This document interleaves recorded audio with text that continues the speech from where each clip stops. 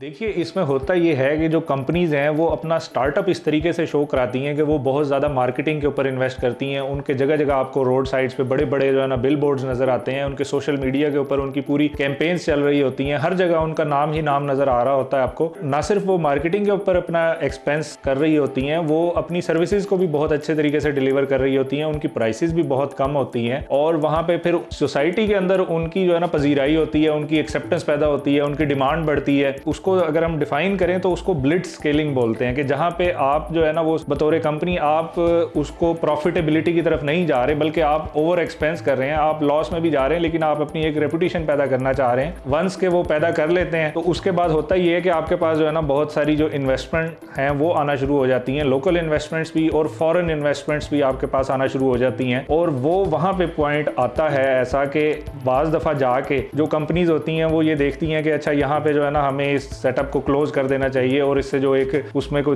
2-3 को जीनियस किस्म के जो बंदे बैठे होते हैं तो वो इवल जीनियस होते हैं बेसिकली, और वो उसमें से अपनी इन्वेस्टमेंट और इसी तरीके से जो इन्वेस्टर्स का पैसा आया हुआ है वो समेट के कंपनी को लॉस में शो करा के और वहां से वो रफू चक्कर हो जाते हैं। इसकी आपको बहुत सारी एग्जांपल्स मिलेंगी, नॉट एग्जैक्टली कि मैं कहूं कि इस कंपनी ने वही काम किया होगा। ब्लिट्ज स्केलिंग सम टाइम ये है कि उसको रियल बेसिस के ऊपर भी किया जाता है और उसको विद गुड फेथ किया जाता है कि उससे अच्छे नताइज निकलेंगे, लेकिन वो एट दी एंड वो जाके बैंकरप्सी की तरफ जाके वो कंपनी को ले जाती है। और सम टाइम ये है कि उसके पीछे इंटेंशन ही ये होती है कि हमने जो है इन्वेस्टर्स का पैसा लेके और निकलना है। तो आपको इसकी हालिया जो मिसाल है वो आपको एयरलिफ्ट की शक्ल में भी मिलेगी कि जो जिन्होंने ब्लिट्ज स्केलिंग की, बहुत अच्छी सर्विसेज दे रहे थे और बहुत जबरदस्त मार्केटिंग टेक्निक्स यूज कर रहे थे, सारा कुछ जबरदस्त था, लेकिन एट दी एंड वो सारा जो है वो अपना यहाँ से सेटअप वाइंड अप करके चले गए। और इसकी आपको मिसाल जो है वो इंडिया के अंदर जो बायजूस कंपनी है उसकी भी मिलेगी कि वो उन्होंने बहुत हाई लेवल के ऊपर जाके ये सारा सिस्टम अपना किया, ब्लिट्ज स्केलिंग की उन्होंने, और उसके बाद जो है उनकी कंपनी बैंकरप्ट हो गई और वो वहां से अपना सेटअप वाइंड अप कर दिया उन्होंने। और इसकी जो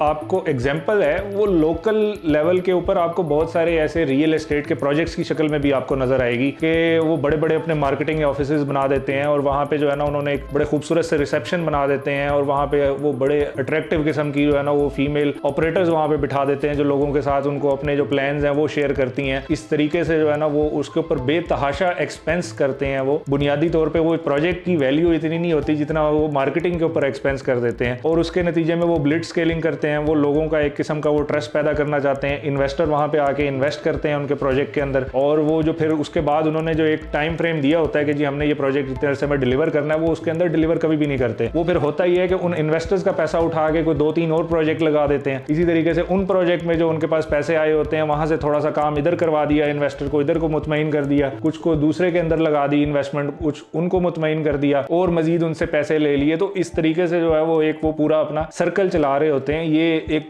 आम रविश है जो पाकिस्तान के अंदर जो चल रही है लोकल सतह के ऊपर, जो कि इंतहाई गलत है। जब ये जो ब्लिट्ज स्केलिंग है ये जब नीचे की सतह के ऊपर आती है तो ये हमेशा मिसयूज ही होती है, ये गलत इस्तेमाल ही होती है। इसकी आपको बहुत सारी पाकिस्तान के अंदर अमली शक्लें मिलेंगी।